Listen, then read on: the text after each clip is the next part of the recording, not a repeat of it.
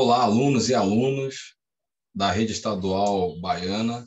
Aqui é o professor Aldo, dando continuidade à segunda parte da nossa aula sobre vegetação. Começaremos agora com a vegetação brasileira. Estudaremos os principais biomas do Brasil: floresta amazônica, caatinga, cerrado brasileiro, os pampas gaúchos, Mata dos Cocais, Pantanal. Veremos cada bioma desse distribuído nas próximas aulas. A aula de hoje, floresta equatorial ou floresta amazônica.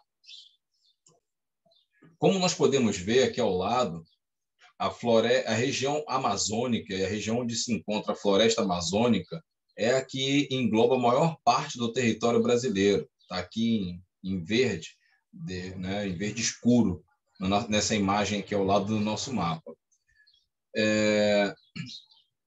A região da floresta amazônica, como está aqui no mapa determinado, não é toda essa região aqui atualmente. Isso aqui, todo esse mapa, na verdade, ele está representando as áreas originais dos biomas, e não o que nós temos hoje em dia.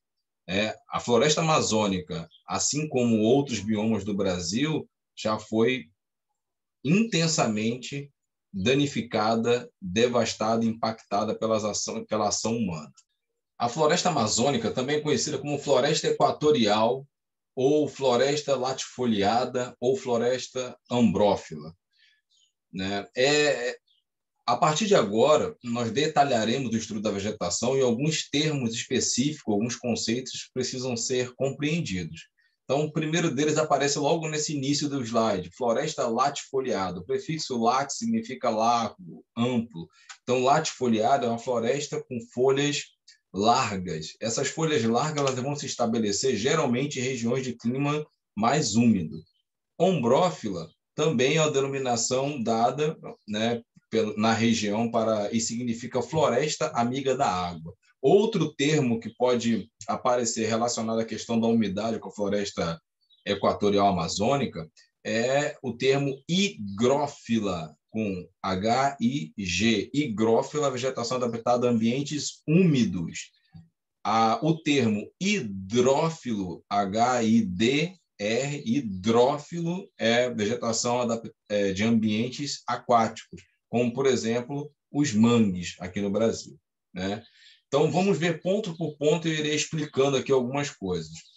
A floresta refere-se a uma formação vegetal onde o elemento dominante sejam as árvores e forme um dossel. Então, para ser denominado floresta, tem que ser o conjunto de árvores formando o dossel. O que é o dossel? O dossel é quando a copa das árvores se entrelaçam, formando quase que um telhado, um terraço verde, tá? Como nós podemos ver na imagem que eu vou mostrar agora para vocês. Essa imagem ao lado aqui, que mostra a área da floresta, da mata de terra firme, você pode observar que é quase impossível visualizar a superfície, o solo. Da mesma maneira que nós não conseguimos visualizar o solo, numa foto aérea como essa, também não é possível e não há facilidade para a penetração dos raios solares. Então, o dossel fechado ele vai influenciar uma característica importante das florestas equatoriais, das florestas úmidas, que é a ausência de vegetação rasteira, de gramíneas, por exemplo. Por quê? Porque não há penetração de luz. A luz solar não atravessa esse dossel fechado da floresta. A floresta ocorre no norte do Brasil, ocupando uma área aproximada de 3,3 milhões de quilômetros quadrados. Essa região apresenta uma das maiores biodiversidades do mundo. No Brasil, é uma das maiores biodiversidades também, perdendo só para a Mata Atlântica, que quando nós formos estudar a Mata Atlântica, explicarei por que a biodiversidade na Mata Atlântica é maior do que na floresta amazônica.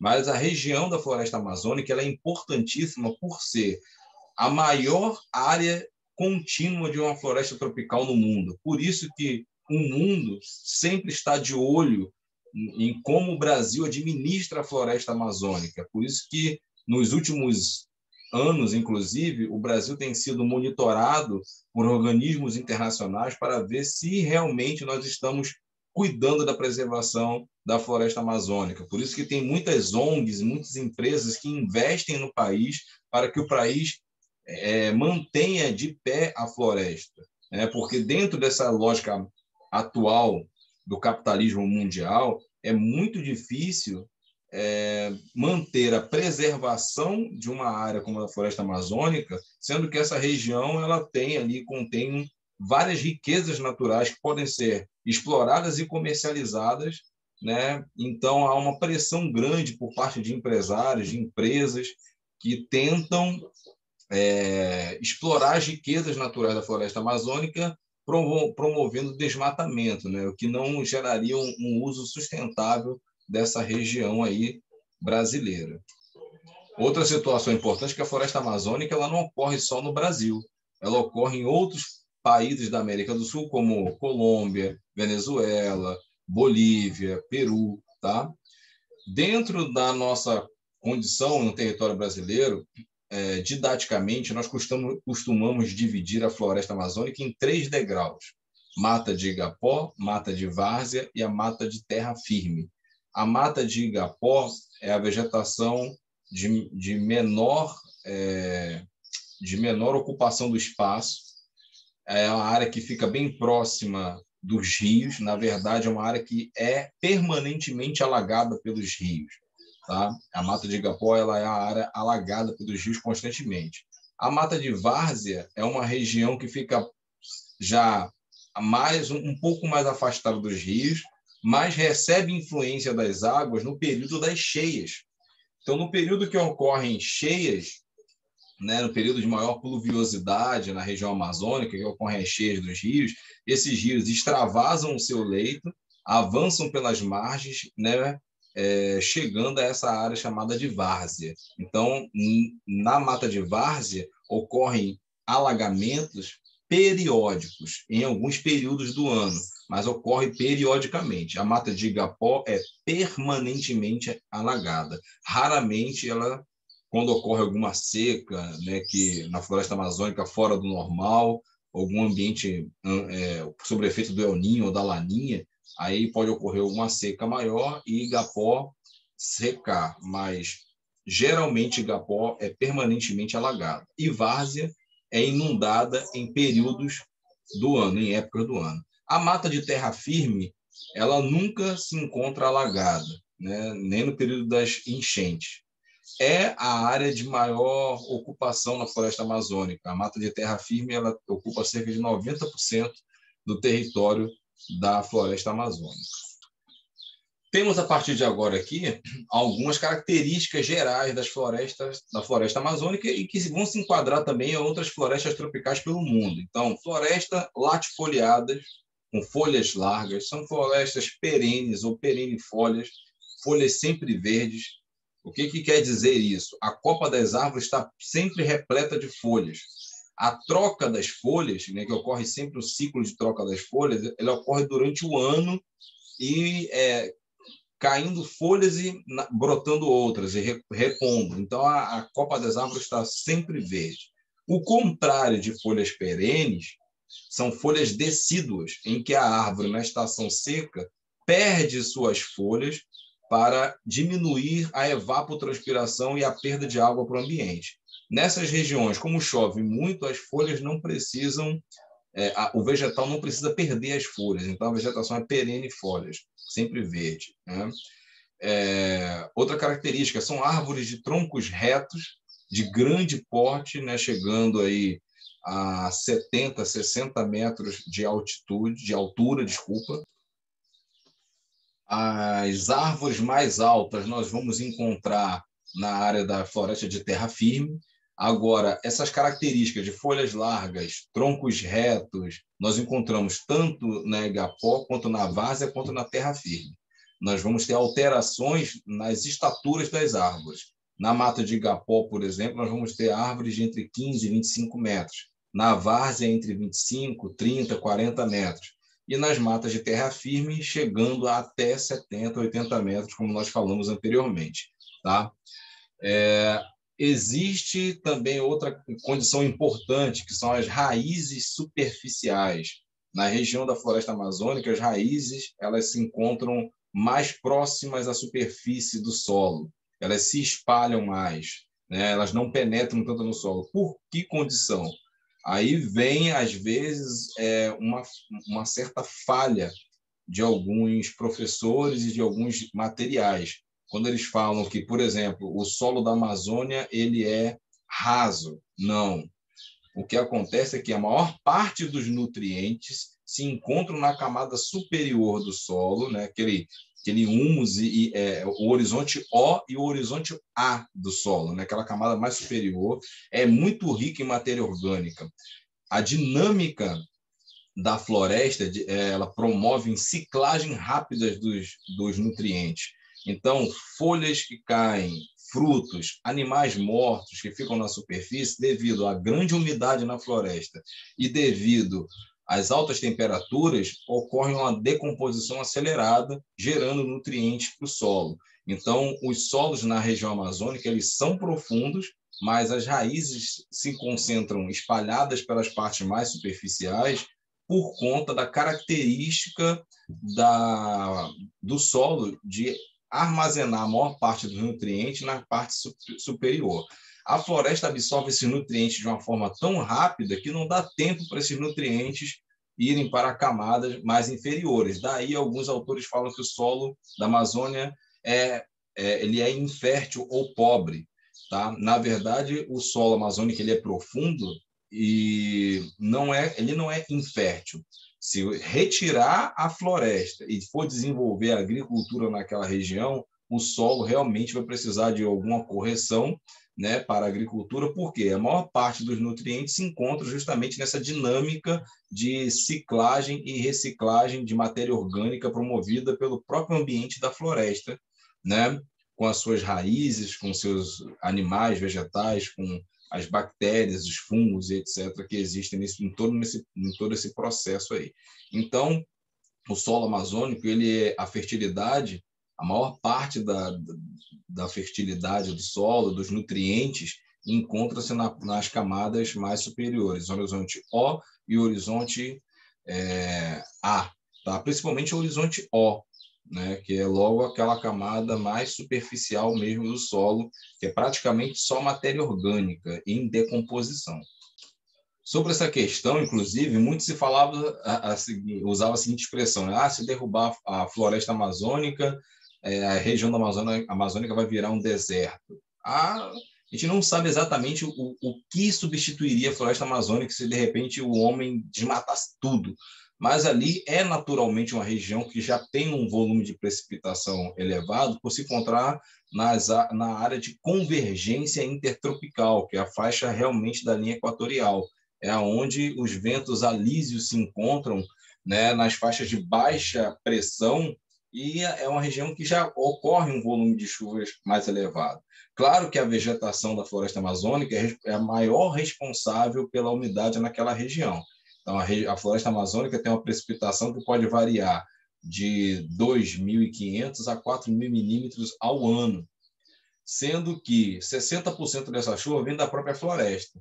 Então, alguns autores, alguns começaram a divulgar a ideia de que se a floresta for ao chão, aquela região vai virar um deserto.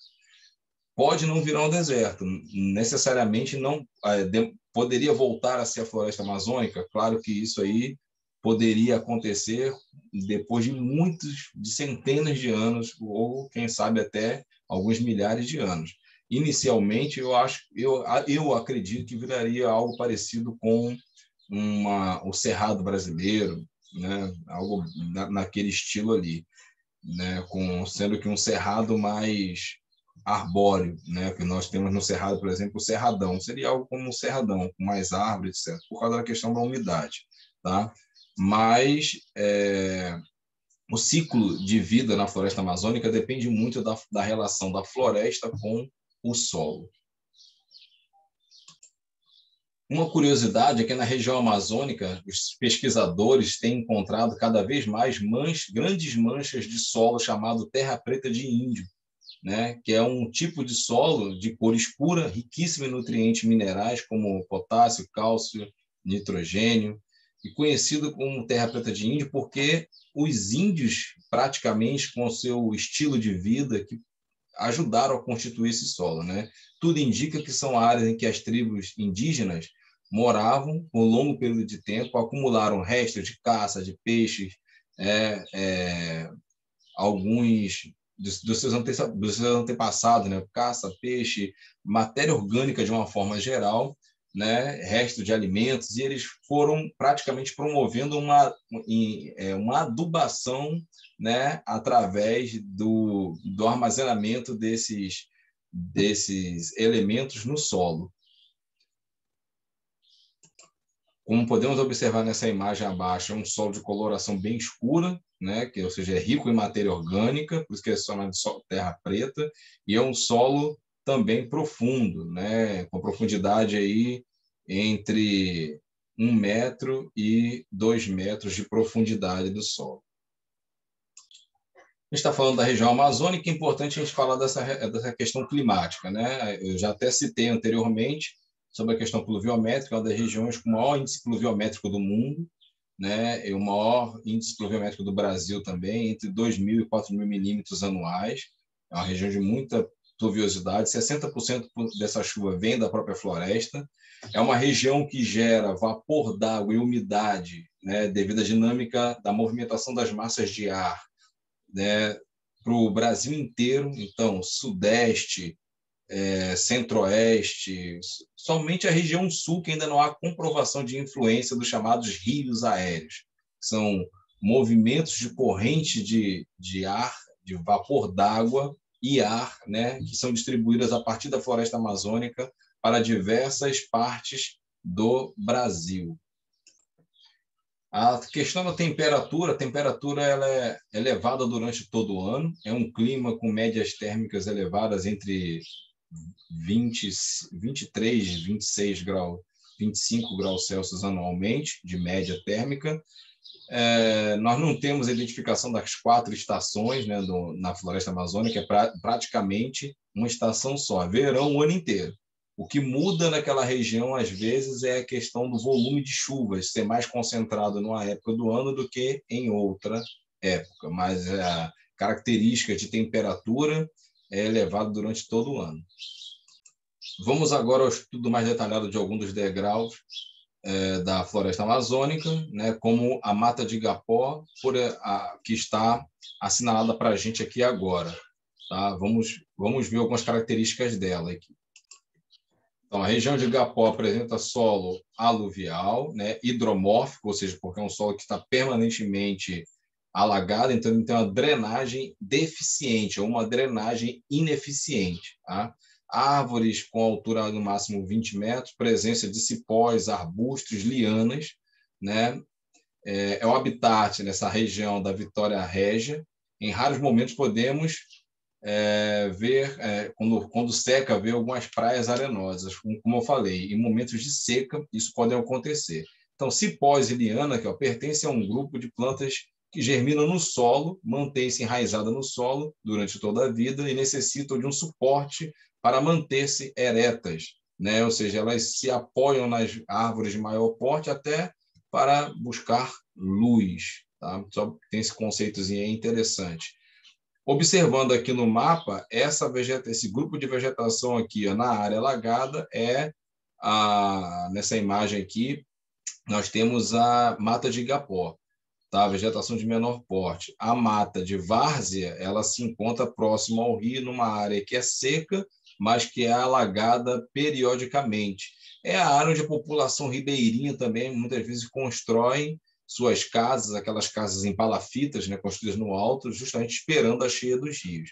E é nessa área também que se desenvolve a agricultura de subsistência, porque é uma área em que os rios levam, no período de cheia, nutrientes para esse solo. Tá? Depois, quando os rios recuam, os solos estão mais férteis e desenvolvem aí, áreas propícias à agricultura de subsistência. A população ribeirinha faz uso dessas regiões para a agricultura de subsistência. Igapó recobre uma área de aproximadamente 15.000 km², é onde nós encontramos essa situação que temos nessa imagem aqui, ó, as árvores, né, com solos alagados constantemente. As árvores possuem raízes aéreas ou raízes esporas, né, que facilitam para o processo de respiração e de absorção de nutrientes dos vegetais. É a região que nós encontramos também inúmeros igarapés, né, que são riachos, cursos d'água menores, né, no meio da floresta. É muito comum nessa região da Amazônia aí. A mata de várzea, que é essa área que alaga periodicamente, como eu falei aqui, ó, nós temos o exemplo das construções da população ribeirinha, constrói as casas um pouco mais elevadas, em palafitas, né? Ocupa uma área já bem maior do que a área de Igapó, são 50 mil quilômetros quadrados, apresentam árvores de porte já de médio a grande e é onde se desenvolve a exploração dos seringais, né? A produção de látex. A maior parte das espécies vegetais que produzem o látex encontra-se nessa área da mata de várzea. A mata de terra firme ocupa a maior parte do território amazônico, cerca de 90%, né? Formada por árvores de grande porte, com um dossel fechado que impede a penetração de luz. Anteriormente, acreditava-se que a floresta amazônica ela era estável, né? Mas hoje ela é considerada, ela estaria no seu clímax, né? Dizia antigamente que ela estava no seu clímax, ela é estável. Hoje acredita-se que a floresta amazônica ela é sucessional, ela não está estabilizada. A floresta tem uma dinâmica própria, onde as árvores mais velhas, como nessa imagem aqui, quando elas tombam e caem, elas abrem clareiras para a penetração de luz, havendo assim o crescimento e o rebrotamento de outras espécies. Muitas espécies de vegetais, elas deixam as suas sementes adormecidas no solo, só esperando essa situação de receber esses raios solares e esse calor para brotarem e se desenvolverem. Então, a vida na floresta amazônica ela é muito dinâmica. Então, a floresta amazônica ela é considerada hoje também uma floresta de sucessão, ou seja, sucessional também, ok? Quando nós falamos de degraus da floresta amazônica, de igapó, várzea e terra firme, nós estamos falando basicamente de uma característica realmente do relevo. Claro que isso influencia na vegetação. Por isso que nós temos também uma alternância nas alturas das árvores, né? A igapó, vegetação menor, várzea já aumenta de 20 para 30, 40 metros, e a terra firme chegando a 60, 70 metros. Mas também é preciso observar que esses degraus eles têm uma relação com o relevo. Por isso que é importante estabelecer essa ideia agora. Tá? Então, a igapó é geralmente nas áreas de planícies, áreas bem mais rebaixadas. Na área de várzea seria uma faixa de transição, né, da planície ali para planaltos e algumas depressões que se encontram em porções mais elevadas. Por que eu estou falando disso agora? Porque existe um outro degrau de floresta, não necessariamente não tem a ver com a questão do solo. Tá? Eu vou mostrar para vocês uma imagem sobre a questão da altitude e desses degraus da floresta amazônica, antes de falar da floresta de terra aberta, a floresta aberta que nós temos aqui nesse slide. Essa seria uma imagem com perfil na região amazônica, assim, para que a gente possa ter uma ideia e compreender. Então, próximo ao rio Amazônico, formado no período quaternário, cerca de 2 milhões de anos, né? Então, nós temos aqui uma subidinha em relação da planície para o planalto, a gente pegaria uma areazinha de várzea, né? Igapó estaria bem próximo aqui. Então, planalto, nós já teríamos aqui nessa região do planalto e na região de alguns escudos cristalinos, nós teríamos a chamada mata de terra firme, que nunca alaga, né? E que predomina na região amazônica. E como eu falei, essa situação de proximidade com o rio ou distanciamento do rio também influencia no porte, no tamanho, no gradiente da vegetação. Nessa área que nunca alaga de mata de terra firme, nós encontramos a chamada floresta aberta. O professor Jurandir Rossi classifica como floresta aberta as árvores que se destacam, né, por cima do dossel. Então, nós temos um dossel numa faixa de 60 a 70 metros e outras árvores, ou um dossel, né, de 30, vamos lá, o dossel de 40 metros a 60, e nós temos as árvores com 80 metros que se destacam. Eu acho que é possível ver nessa imagem que nós temos, é como se fossem o dossel inferior e as árvores mais espaçadas com dossel superior. Eu acho que dá para identificar o que ele quer chamar de floresta aberta nessa situação aqui. É analisando acima do primeiro dossel fechado. Então, você tem um dossel fechado e árvores espaçadas, distanciadas umas das outras, com um porte maior, que dá essa ideia de floresta aberta, segundo a classificação do professor Jurandir Ross. Na mata de terra firme, nós podemos encontrar diversas paisagens, vamos dizer assim, né? Então, nós temos a mata de terra firme densa, que é essa situação aqui, ó, que eu expliquei anteriormente, que você tem árvores com dossel mais elevado do que a média. Então, é isso aqui que o professor Jurandir Rossi chama de floresta aberta, né? Seria esse degrau mais elevado. Nós temos aberta com cipós, que é essa situação também, tá?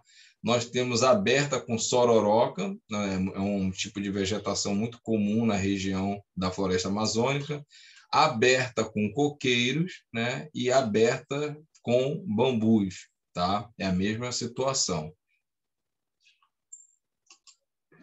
Outra coisa que é importante destacar é que a floresta amazônica não é formada só por florestas. A região amazônica, ela é possível nós encontrarmos ali também algumas campinas e campinaranas, uma situação que lembra o Cerrado brasileiro. São manchas, né? São porções dentro da região amazônica onde tem menor pluviosidade e se formam dentro daquela imensidão que é a Amazônia, algumas clareiras, né, de campinas e campinaranas. Como nós podemos ver, Campina tem uma certa semelhança né, com o fundo do mar, que eu coloco aqui, né? E suas plantas lembram aquelas da restinga, né? Em comparação com as campinaranas, são diferentes por apresentarem plantas de espécies mais altas. Então, as campinas apresentam plantas de espécies mais altas. Podemos observar nessa imagem agora o que seriam as campinas gramíneas com os vegetais de arbustivos e árvores um pouco mais espaçadas, né? Na verdade, tem uma boa semelhança com o cerrado, a região do nosso cerrado. As campinaranas são conhecidas como os campos limpos de Roraima, né? Muito comum em Roraima, mas também são encontrados no estado do Amazonas. O solo das campinaranas é coberto por serrapilheira, basicamente. Esse ambiente se parece bem com a floresta que propriamente com as florestas do que propriamente com a campina. Ou seja, o que isso quer dizer? Quer dizer que as campinaranas têm uma aparência maior com a região de vegetação mais densa, com florestas, do que as campinas, que são mais áreas realmente de gramíneas e vegetação rasteira. As campinaranas se parecem mais ainda com o cerrado brasileiro, como nós podemos ver nessas imagens, né? Como já tem uma cor mais acinzentada, com a exposição mais dos galhos, aqui a gente já vê que não obedece àquela característica das folhas perenes, né? Aqui nós já vamos ter já folhas semidecíduas ou decíduas, né? Onde há perda das folhas na estação seca. Por isso que tem essa coloração já não tão esverdeada, porque é uma região que tem um clima subúmido, tem uma escassez maior de água, são regiões pontuais onde o clima ele não tem as mesmas características do predominante na região amazônica. Essa imagem detalha mais para a gente, né? Campinarana florestada, campinarana arborizada e a campina, né, que é mais a predominância de gramíneas e vegetação rasteira. Tá? É algo parecido com onde se tem um ecótono no cerrado, né? Você tem cerradão, tá? Você tem o cerrado estrito sensu. Então, quando a gente for estudar cerrado, vocês vão observar que tem essa aparência também. Quanto mais úmido vai ficando, maior é o porte, né, do vegetal, mais reta vão se tornando os troncos, né, e os galhos, diferente das regiões subúmidas, nós vamos tendo troncos tortuosos e retorcidos. Trataremos agora de alguns dos principais impactos ambientais na região da floresta amazônica, né? A intervenção humana naquela região ela tem aumentado gradativamente, até porque é uma região rica em recursos minerais. Desde os anos 60 se exploram grandes projetos naquela região para exploração de ferro, manganês, ouro. A Serra do Navio, que foi muito explorada por empresas do Canadá e dos Estados Unidos, hoje já praticamente exauriu o fornecimento e a produção de manganês. Nós temos, na região da Serra dos Carajás, onde foi desenvolvido o Projeto Carajás, é uma das regiões, das províncias minerais mais ricas do Brasil. A maior jazida de ferro do Brasil se encontra ali. Nós encontramos outros minerais diversos, né? Bauxita, manganês, cobre, ouro, diamante. Então, é uma região que o subsolo é muito rico. E isso leva a sérios problemas para a manutenção da floresta em pé, que é tão importante na região da floresta amazônica, né? Naquela região da Amazônia. É uma região também que sofre com o avanço do agronegócio. Então, o desmatamento, na verdade, se dá hoje mais pelo avanço do agronegócio do que pela mineração.